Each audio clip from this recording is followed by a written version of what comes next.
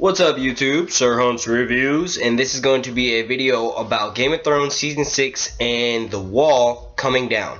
A lot of people love that idea. I think I first mentioned it in my plot leak videos about how that was the end of the supposed plot leak and how Season 6 was ultimately going to end. Well, I did a little bit more research, did a little bit of book reading, and here are some ideas that support the wall coming down. Season 6, Game of Thrones, the fucking finale. Alright, so you can start way back off in book 1. Old Nan is telling Bran that not only was the wall built by Bran the Builder, but it's also magically endowed as long as the members of the Night's Watch stay true to their vows. Now, they didn't stay true to their vows. Not only did Jon Snow sleep with Ygritte, that's kind of a minor violation, but the men of the Night's Watch murdered their Lord Commander in cold blood, Jon Snow. That is a huge motherfucking no-no.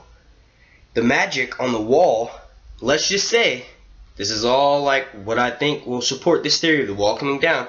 Let's just say that because the members of the Night's Watch killed their Lord Commander in cold blood, the magic that was protecting the wall is gone.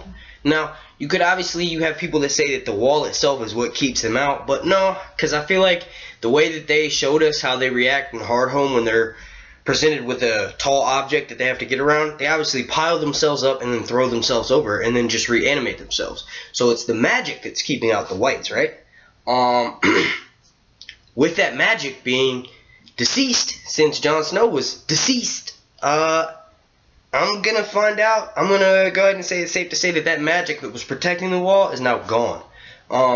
You can say like, okay, well, whites, that theory doesn't work because whites have gotten past the wall before. Way back in season 1 when Benjen Stark's men were brought back and they were dead, they got through the wall and they're whites. No, that's exactly what happened. They were dead and then the Night's King, whoever you want to call it, raised them after they were already in the wall, almost like a Trojan horse scenario. So they weren't whites coming into the wall. They were just dead guys that didn't get burned. So then at night, when the Night's King rose them, or whoever rose them, they were already inside the wall. So that magic that would have protected them from being outside the wall is nullified because he snuck into it. So he's already past the wall. You get what I'm saying? Wait a second. Hold up, Sir Hunt's Reviews. There's another example that you're leaving out. Nope, already thought about that. What about the Lord Commander Mormont when he was killed by his men, mutineered, very similar to the way Jon Snow was? Well, you have this.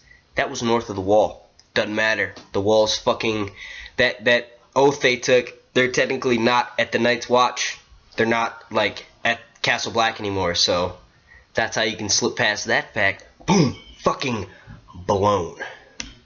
Not only that, those same fuckers had released their vows at the Fist of the First Men. They decided they didn't want to fucking be Night's Watch members anymore. So technically, they weren't even members of the Night's Watch when they killed the old bear. Alright, so then if you jet back to Jon Snow and his whole situation, it's totally different because it's in the confines of Castle Black, but they also muttered the words "for the Watch" as they did it. So they were using that as kind of like a scapegoat, like, yeah, we're doing it for the Watch. Like, what the fuck? So not only were they lying because they weren't doing it for the Watch, they were doing it because they were some punk-ass pussy bitches, but also they're saying that, like, bringing up their vows and all that good shit, like saying, okay, we're doing this for them, but it's a flat-out lie. And what did old Nan tell us? She said that the magic on the wall will stay good as long as they stay true to their motherfucking vows. Well, guess what? They didn't.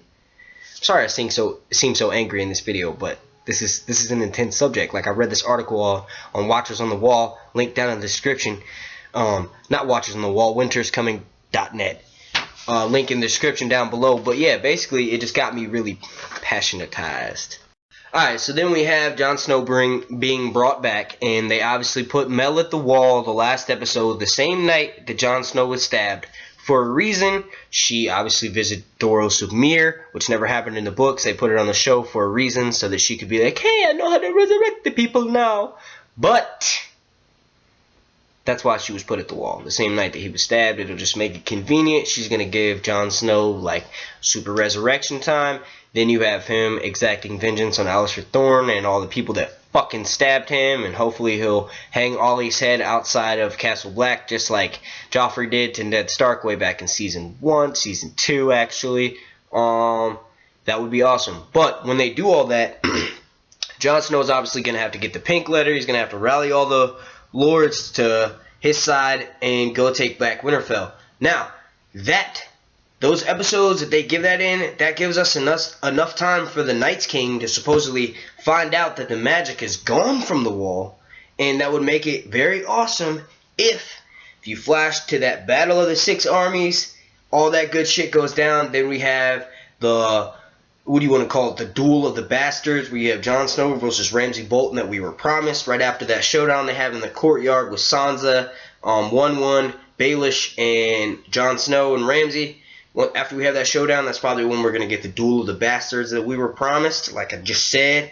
And then, right after that, Jon's probably going to slay the shit out of Ramsay. They'll probably give us that this season since they shit on us so much. He'll probably kill Ramsay, or Ramsay might get away at the last second, like I said in the plot leak. And then right after that, right after basically we have what will seem to be an ultimate moment of peace in our lives and in Game of Thrones and in all this good shit, the Night's King shows up. And all his fucking minions come pouring over the wall, and they just annihilate everything except for them being at Winterfell. They just see it all happen, and like they just see them come rushing towards them. But them being at Winterfell, okay, so then since if you go by the plot leak, homeboy Dolorous Ed, however you want to say it, will probably be killed by the Night's King when he comes, and they'll be at Winterfell. All of the main people that we super care about will be at Winterfell, and hopefully they'll be able to lock up gates and then send out ravens super fucking quick to go tell somebody in somewhere, and maybe Dany's just made her way to Westeros, or Cersei's burning down King's Landing, something, I don't know. Hopefully they'll be able to hold up shit inside Winterfell until reinforcements arrive. Those reinforcements being Jon Snow's sister aunt, however you want to say it, Daenerys Targaryen with a couple of dragons. She's like, hey, here you go, Jon Snow. Hop on Viserys, or hop on Drogon. He's big enough to carry both of us. No, I'm just kidding. Drogon, according to George R. R. Martin, like I've said in one of my videos before, is just barely enough to hold Dany up. But she does have 2 extra dragons. She could totally toss one to Jon Snow, and then she could also totally toss the smallest one to Tyrion. Haha, get it? It's an imp joke. But no. I want to thank you guys for watching. This has been Sir Hunt's Reviews. I'm trying to keep my videos nice and awesome and straight and to the point with a little bit of comic relief in them. If you guys want to let me know your thoughts and opinions down in that thoughts and opinions section down there, it's not just a comment section. It's a section where you guys are allowed to tell me what the fuck you think. And if you want to correct me on my wrong saying shit in this video, hopefully I've gotten better about not just saying wrong shit. But it's also, it's like I noticed that when I first start getting on camera up until like now, this is almost my 50th video. It's only been a month, but this is almost my 50th video, and also I'm almost halfway to 500 subs. When I do that, when I get that, oh man, I just want to thank you guys real quick. But basically, I get a little bit camera shy, so I fumble my words. I'm not a complete idiot. I do know a lot of information about Game of Thrones, and I notice people are correcting me, and that's awesome. That's good to know. So now I know. You know what I mean? Sometimes if I catch it myself when I go back and rewatch it, I'll try to type that in the comment section. But if you guys see that I just say something wrong, obviously you want to let me know in the comment section so I can correct myself. But yeah, thank you guys for watching. Make sure you click like, subscribe if you already haven't done so. Check out one of my other videos. And this has been Sir Hunt's Reviews. What does one say to the many-faced god of death? Valor Morghulis? Really, bro? Valor Morghulis? No. Fucking idiots. Valar Morghulis.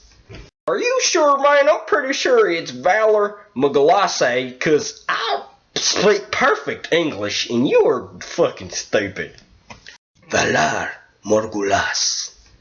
You may speak perfect English, but I am from Bravos, and I know it is Valor Morghulis.